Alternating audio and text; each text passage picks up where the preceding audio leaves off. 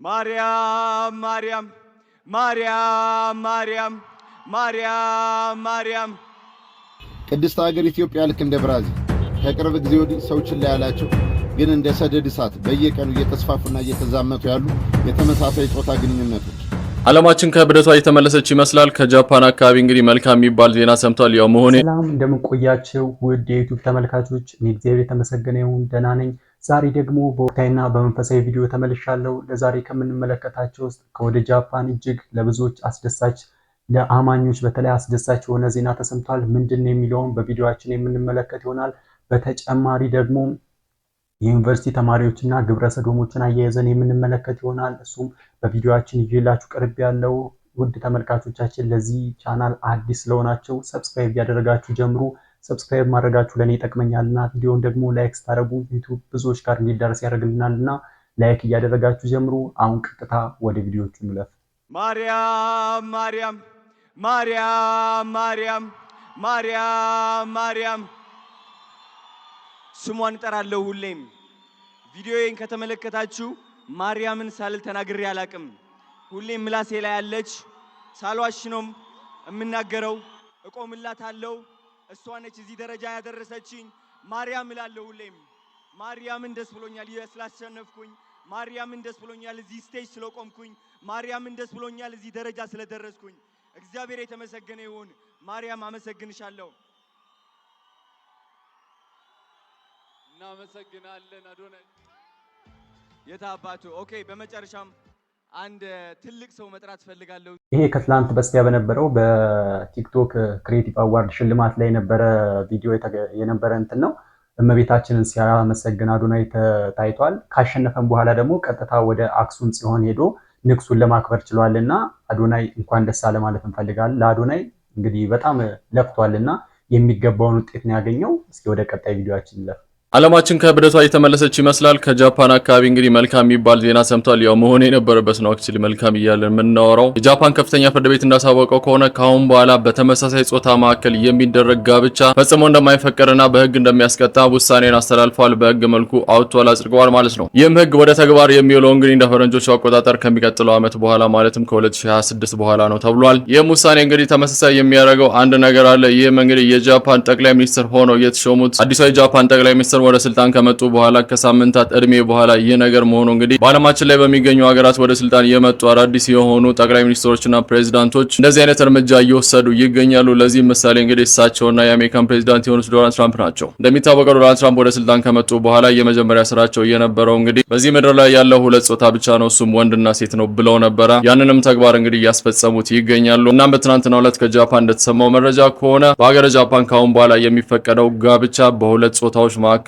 ማለትም በወንድና በሴት ብቻ ነው። ይህም እንግዲህ በፍርድ ቤት ብዙ ክርክር ከተደረገበት በኋላ በሚቀጥለው ዓመት ማለትም በ2026 እንግዲህ እንደ ሕግ አድርጎ እንደሚጸድቅና የተግባር እንደማይፈቀድ ጃፓን አሳውቃለች ማለት ነው። ብሩክ ነው። መልካም ምሽት ይሁንላችሁ። ይሄ ደግሞ ከወደ ጃፓን የተሰማው መልካም ዜና ነው። ይሄ ነገር በብዙዎች ሀገር ሊቀጥልና ተግባራዊ ሊሆን የሚያስፈልግ ነገር ነው። ምክንያቱም ትውልድ የሚያጠፋ ነገር ነው። በትዳር መሃል ወንድና ሴት ሲጋባ አንድ ልጅ ቢወልድ 50% ዘር ተካ ወይም ትውልድ እንዲቀጥል አደረገ። ሁለት ቢወልዱ ሁለት ስለሆኑ ያው 100% ትውልድ እንዲቀጥል ተደረገ ይባላል። በወንድና በሴትና ሴት መሃል የሚደረግ ጋብቻ እርኩሰት ከመሆኑ በተጨማሪ ደግሞ ትውልድን የሚገድል ነው። ምክንያቱም እነዛ ሰዎች ዘር መተካት አይችሉም። ወደፊት ላለው ትውልድ ለሀገራት ሁሉ አስጊ ደረጃ የሚያደርስ ስለሆነ በአውሮፓ ሀገራት አሁን ብዙዎቻቸው በቃ የሰው የመወለድ ቁጥር እየቀነሰ የመጣበት ሁኔታ ነው እና ያለው። ወደ ጃፓን ደግሞ ጃፓን እንደሚታወቀው ከ2050 በኋላ ትጠፋለች፣ በሳይንቲስቶች ትጠፋለች ተብላ የተቀመጠላት የጊዜ ገደብ አለ። ከ2050 በኋላ በባህር ተውጣ ወይም በውቅያኖስ ተውጣ ትጠፋለች ተብሎ የምትጠበቅ ሀገር ናትና እሷ እንኳን ይህን እርምጃ ለመውሰድ ምንም እንትን ያለችው ነገር የለም። ምክንያቱም ትውልድ መቀጠል ስላለባት አሁን አዳዲስ የሚመጡ መሪዎች እንዲህ አይነት እርምጃ እየወሰዱ የተሻለ ነገር እያሳዩ ነውና እንግዲህ በሁሉም ሀገር ቢዳረስ በረከቱም ደግሞ ወደ አፍሪካ ሀገራትና ወደ ተለያዩ ሀገራት ተዳርሶ ይሄ ነገር ቢስፋፋ ላለው። በተጨማሪ ደግሞ ከሰሞኑ መነጋገሪያ የሆነው ደግሞ ይሄን የግብረ ሰዶም አጀንዳ ይዘው የሚያራምዱት የዩኒቨርሲቲ በአብዛኛው ከዩኒቨርሲቲ ያሉ ተማሪዎች ናቸው በሚል አንድ ቪዲዮ ይዞ የቀረበልን ወንድማችን አለ። እስኪ እሱ ምንድነው የሚለው ደግሞ እንመልከተው። ቅድስት ሀገር ኢትዮጵያ ልክ እንደ ብራዚል ከቅርብ ጊዜ ወዲህ ሰው ችላ ያላቸው ግን እንደ ሰደድ እሳት በየቀኑ እየተስፋፉና እየተዛመቱ ያሉ የተመሳሳይ ጾታ ግንኙነቶች ከምሽት 4 ሰዓት በኋላ አዲስ አበባ ላይ ሴቶች 4-5 በመሆን በፊት እየተሳሳሙ አገሩን ላቲንና አውሮፓ እያስመሰሉት እነዛን ሰዎች አስቁመህ የራስህን እርምጃ እንዳትወስድ ከተጠያቂነት አድነህ ወደ ህግ አካላት ወስዳለሁ ብትል ካንተ ቁጥር የነሱ ቁጥር ይበልጣልና ሌላ ስም ሰጠው ሊዘርፈን ሊደፍረን ብለው ስም የዳቦ ስም ይሰጠዋል። ዋናው ነገር ከመነሻውና ከመዳረሻው እንዴት ነው ማድረግ ያለብን ነው። ቪዲዮ ረዘም ስለሚል እኔን በስርዓት የማትከታተሉኝ ቪዲዮ ቢያጠር የምትሉ ሱሪያችሁን ቁምጣችሁን አሳጥራችሁ ወደ ምትሄዱበት መርጥ ትችላላችሁ። የምናወራው የሀገራዊ ምክክር ትውልድ መቅረጽ እንጂ እንደ ግብረ ሰዶም ስለ ሴት ጋውርተህ የሆነ ነገር አውርተህ ሴትና ሴት ልደት ላይ ተሳስመ ህዝቡን ይቅርታ ብለህ የቲክቶክ አዋርድ እያልክ የምትፈልስበት ፔጅ አይደለም። የገብረ ኢየሱስ ፔጅ ነው። ረዘም ይላል፣ ጠጠር ይላል፣ ጠንከር ይላል። የሚያስከፍለው ገንዘብ አንበሳ ድራጎንና ስፔስ ሳይሆን የሚያስከፍለው ዋጋ ነው። ግን ትውልድ ያድናል። 99ን በግ ላናድነው እንችላለን። የጠፈችውን አንድ በግ ልክ እንደ ክርስቶስ ልናገኛት እንችላለን።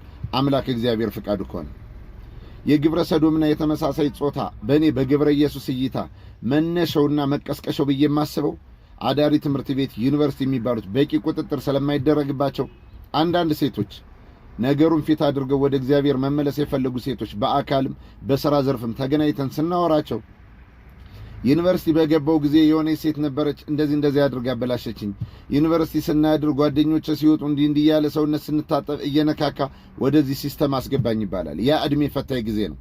ብረት ቀይ በሆነ ጊዜ አድዋማም መዶሻም መኮትኮቻም አካፋም ማድረግ ይቻላል። ቀይ በሆነ ጊዜ ዩኒቨርሲቲ የሚገቡ ወጣቶች ቀይ ናቸው። ሊቀርጻቸው የሚችል ነገር ህዛ ያገኙትና የተጋበዙበት ነው። እንደ ድሉ ነው አንዳንዶች ይሰነካከላሉ። ለዛ ነው ልጆችን ከታች ጀመረን በስጋው ደሙ በየእምነቱ ሙስሊም ከሆኑ በቁርአን ኦርቶዶክስ ከሆኑ በስጋው ደሙ ፕሮቴስታንት ከሆኑ ደግሞ ጠንከር ባሉ ፓስተሮች ትምህርት ታንጸው ውስጣቸው ፈራ እግዚአብሔር ይደርምለው። ዛሬ ጊዜ ዩኒቨርሲቲ የሚገቡ እነዛ እንደ ቀይ ብረት የጋሉት ለማንኛውም ነገር ሞልድ ማስያዝ የሚቻሉ ወጣቶችን አንዳንድ ሴቶች በህይወት አጋጣሚ የሚሆን ቀድመው በኖሩበት የላይፍ ስታይል ተበክለው ይገቡና አንዷ ሴት አንዷን እየጠበቀ ሻወር በምትወስድ ጊዜ የሚበሉት ምግብ ሃይ ፕሮቲን ነው። እድሜያቸው ፈታኝ ነው። ሆርሞን በብዛት የሚመረትበት ነው። አይናቸውን ጨፍነው የሚጓዙበት ለጊዜያዊ ስሜት ራሳቸውን እንደ ከርሰ ምድር ላይ የሆነ ቮልካኖ እንደሚፈነደው ጊዜያዊ ስሜታቸውን ማርካት ስለሚፈልጉ አታክ ይደረጋሉ። በልምምድ ሎሽን ቀቢኝ፣ ሎሽን ልቀባሽ በማለት እግርሽን ሎሽን ልቀባሽ፣ ጥፍርሽን፣ ጀርባሽን በሚል በጣም ሴንሲቲቭ የሆኑ የተፈጥሮ ገላ ሴቶችን ለምሳሌ ጡት ምናምን ነገር አንገት ዳር በመጠጋት ምናምን ለዛ ነገር አታክ ተደርገናል። ገብረ ኢየሱስ ይሄን ነገር በሰፊው ብትሄድበት ብለው በአካልም በውስጥ መስመር ያወሩኛሉ። እኔ ይሄን ነገር ከመጮህ ይሄን ነገር ከመለፍለፍ ቁም ያላቅ እኔ ግብረ ሰዶምን የዛሬ 10-11 ዓመት በክለብ ስራ ያለው እጃቸው ላይ ምልክት አድርገው ከውጭ መጡ ከኢትዮጵያን በማደጎ ተብለው ተወስደው ተበርዘው በተመለሱ ከመርካቶም ከፒያሳም ከአቧሬም ከፈረንሳይም ከጨርቆስም ወላጅ አልባ በሚል ስፓይስ ተወስደው ከጋምቤላም ከምንም አሉ ከክፍለ ሀገርም ተመልሰው መጣው እጃቸው ላይ የሆነ ምልክት አድርገዋል። ነገሮችን በጥልቀት ስከታተል የነበርኩት እኔ ገብረ ኢየሱስ ንቃተ ህሊናዬ ከልጅነቴ ቱማች አመጋገቤ አሳ ስለሆነ ብራይትነስ ሆኜ በማደጌ ነገሩን ከማየው ሙቪ ጋር አታክ እያርኩ ስከታተላቸው አንድ ቀን እጅ ከፈንጅ አስኳቸው። 22 አካባቢ ወደ አዲሱ ስቴዲየም ክለብ በመሰራ ሰዓት ስሙን መጥቀስ ስለማልፈልግ ነው።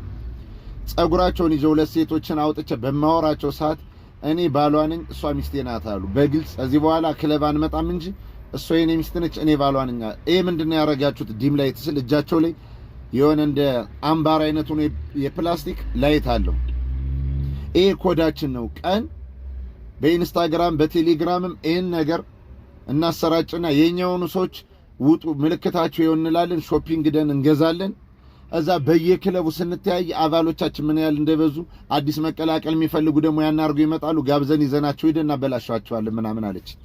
የመጡት ከእንደዚህ ከጀርመን ከሮማኒያ ምናምን ነው። እንዴት ወሰደሽ ምናምን ብዬ አታክ የተደረገችውን ሴት ለማውራት ስሞከር በጣም ነው የምታምረው። ምን እንዳለች ታውቃላችሁ? እግዚአብሔር አምላክ በሚያውቀው እኔ በማደጎ ነው የተሰጠሁት። በጥሩ ሁኔታ እያደግኩ ነበረ። የሆነ ጊዜ በትምህርት ቤት ብለው ውጭ ሀገር ሮማኒያ ዴንማርክ ምናምን ነው የተበተን ነው። እኔ በአጋጣሚ አውስትራሊያ ነው ያለሁት ነው ያለችኝ። አዎ ካረሰውት አውስትራሊያ እና በእንደዚህ አይነት በትምህርት ቤት ሙድ ወደዚህ ሰንሰለት ገባው።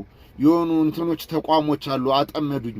አሁን ከዚህ ሲስተም መውጣት አልችልም። ምርጫዬ አንድ ነው፣ ወይ ነገር አምኖ መቀጠል ወይ ደግሞ ራስን ማጥፋት ነው። እንዴት መውጣታችን ሰፊ ዓለም ነው። መጥፋት እንደምታስበው ቀላል የለም። ኔትወርክ ድነን ምናምን አሉ በየት እንደሚገናኙ የት ማያጡንም ዓለም ከባድ ሲሆን ለምትሆንብን እንግዲህ ፈጣሪ እስኪረዳይ በዚህ ህይወት አለው ጸልይልኝ ብላ እያለቀሰች ሄደች።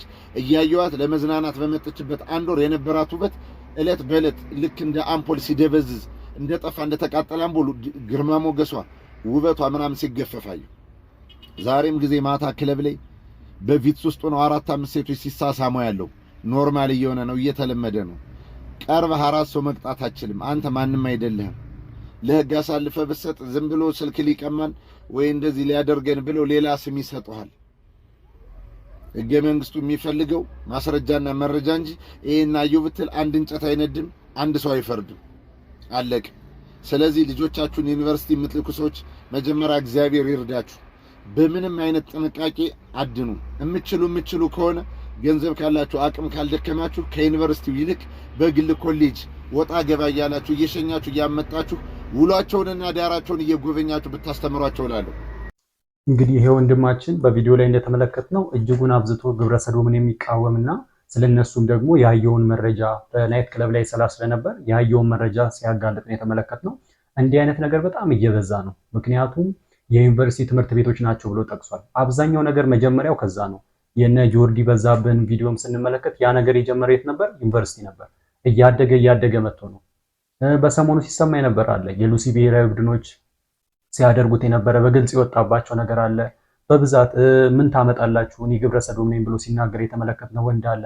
እንደዚህ አይነት ነገሮች በብዛት ዝም እየተባሉ ነው። ይሄ ነገር ደግሞ በብዛት የሚመለከታቸው በዋነኝነት የሚመለከታቸው የሃይማኖት አባቶች ናቸው። የሃይማኖት ጉባኤዎች ወጥተው በደንብ ሊያወግዙት ይገባል። ይሄ ነገር ዛሬ ነገ ዝም ከተባለ እመኑኝ እንሸነፋለን።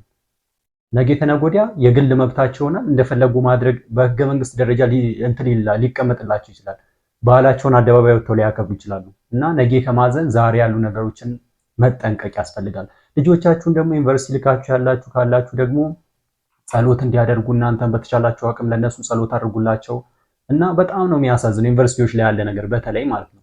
በየዩኒቨርሲቲው የራሳቸውን የህይወት ታሪካቸውን የገጠማቸውን የሚያወሩበት የቴሌግራም ግሩፕ አላቸው። የአዲስ አበባው ባለፈው መነጋገር የሆነ ወጥቶ እኔ እንጃ ኢትዮጵያ ውስጥ ነው ይሄ የተፈጸመው ለማለት ይከብዳል። እና ያሉ ነገሮች በጣም ይከብዳሉ። ልጆች ዩኒቨርሲቲ ያላችሁ በጸሎት አስቧቸው። በተለይ ደግሞ እኔ እንጃ ምን ማድረግ እንደሚቻል እየደወላችሁ በተቻላችሁ አቅም ተከታተሏቸው። እጅግ ፈታኝ ጊዜ ነውና እግዚአብሔር ከዚህ ፈታኝ ጊዜ ይሰውረን። እስኪ አንድ የመምህራችን የሄኖክ ኃይሌን ትምህርት አዳምጠን ደግሞ እንመለስ። የኃጢአተኛነት ስሜት ይሰማችኋል? ከተሰማችሁ መንፈስ ቅዱስ ከእናንተ ጋር ነው። መንፈስ ቅዱስ ሲርቅ ግን ኃጢአት በእኔ አልተጀመረ ትላለህ። ምን አዲስ ነገር አለው? ይሄ ምኑ ኃጢአት ነው ማለት ትጀምራለህ። እንደውም ኃጢአት የሚለውን ቃል መስማት ሁሉ አትፈልግም፣ ትጣላለህ ከሰው። መንፈስ ቅዱስ ካለ ግን ትጨነቃለህ፣ ትሳቀቃለህ። በሰራው ኃጢአት የሚወቅስህ አብሮ ስላለ ነው። መንፈስ ቅዱስ ሲርቅ ግን ከባድ። ቅዱስ መንፈሱን ከኛ ላይ ወሰድብን። ዳዊት ቅዱስ መንፈስህን ከኔ ላይ ምን አትበላል አይቷላ። ሳኦል መንፈስ ቅዱስ ሲርቀው ምን እንደሆነ በገና እየተመታለት እኛ ሰው መዝሙር ለዘመረ ሰው ዝማሬ መላእክት እሱ ጦር ይወረውራል፣ ጦር ያስወረውራል። በገና ስትሰማ ያስጠላል፣ መዝሙር ስትሰማ ያስጠላል። መንፈስ ቅዱስ ከራቀ ጸጥ ያለ ጉባኤ አትወድም። ምንድነው አቀዘቀዙት እኮ ቅዥቅዥ ያረጋሃል። እርጋታ፣ ሰላም፣ ቅዳሴው አያልቅልህ። ዝምታ ይጮህብሃል። መንፈስ ቅዱስ ሲቀርብ ግን ሰላም ታገኛለህ። ቤተ ክርስቲያን የመንፈስ ቅዱስ ማደሪያ መሆኗን በዚህ አናውቅ። ምንም ባታረጉ ቤተ ክርስቲያን ሄዳችሁ ቁጭ ስትሉ ሰላም አታገኙ። ምንም ሳትል እኮ ድምፅ ሳታሰማ ሰላም የምትሰጥ ቤተ ክርስቲያን ነው። ንፋሱ ነው ወይ ዛፉ ነው? የትኛው ዛፍ? በተለይ የአዲስ አበባ ቤተ ክርስቲያን መንፈስ ቅዱስ ነው። ጸጥ ሲያረግ ቅዳሴው ላይ ያለውን ሰላም የት ታገኘዋል? ገብቶት አይደለም። አብዛኛው ሰው የሚያስቀድሰው ግዕዙን አውቆት አይደለም፣ ግን ነፍሱ ሰላም ታገኛለች። እረፍት፣ ሰላም ያገኛል። ለምን? መንፈስ እግዚአብሔር ስላለ። ስለዚህ ቅዱስ መንፈሱን ከኛ አያርቅብን። ለመምህራችን መምህር ሄኖክ ኃይሌ ቃልዮትን ያሰማልን። በዚህ መልኩ አስተምረዋል። ለንስሐ የሚቀሰቅሰን ወደ ንስሐ እንድንሄድ የሚያደርገን መንፈስ ቅዱስ ነውና አገራችን ላይ የምናየው ነገር ደግሞ በጣም እጅግ አስቸጋሪ ነገር ነው። ለምሳሌ ብንመለከት በፊት በውጪ እየተመለከትን ስናወግዛቸው የነበሩ ነገሮች ሁሉ ወደ ሀገራችን መጥተው ኖርማል እስከ መደረግ ደረጃ እየደረሱ ያሉበት ሁኔታ ነውና ወደ ሃይማኖታችን ሁላችን ወዳለን እምነት ተመልሰን በየሃይማኖታችን ጸሎት ማድረግ፣ ንስሐ መግባት፣ ወደ ቤተክርስቲያን መመለስ ያስፈልጋልና ይህን አስቸጋሪ ጊዜ ደግሞ ከእግዚአብሔር ጋር ሆነን ነው ማለት የሚያስፈልገውና ወደ ቤቱ እንመለስላለው። ውድ ተመልካቾቼ ለዛሬ ይዤላችሁ የቀረብኩት ወቅታዊ መንፈሳዊ እንዲሁም አስተማሪ ቪዲዮ ይህን ይመስላል። ለቻናሉ የመጀመሪያ ቪዲዮ ነውና ላይክ፣ ሰብስክራይብ ያደረጋችሁ አበረታቱኝ። በሌላ መንፈሳዊ ቪዲዮ ተመልሰን እስከምንገናኝ ድረስ በያላችሁበት የዓለም ዳርቻ ቸር ቆዩ።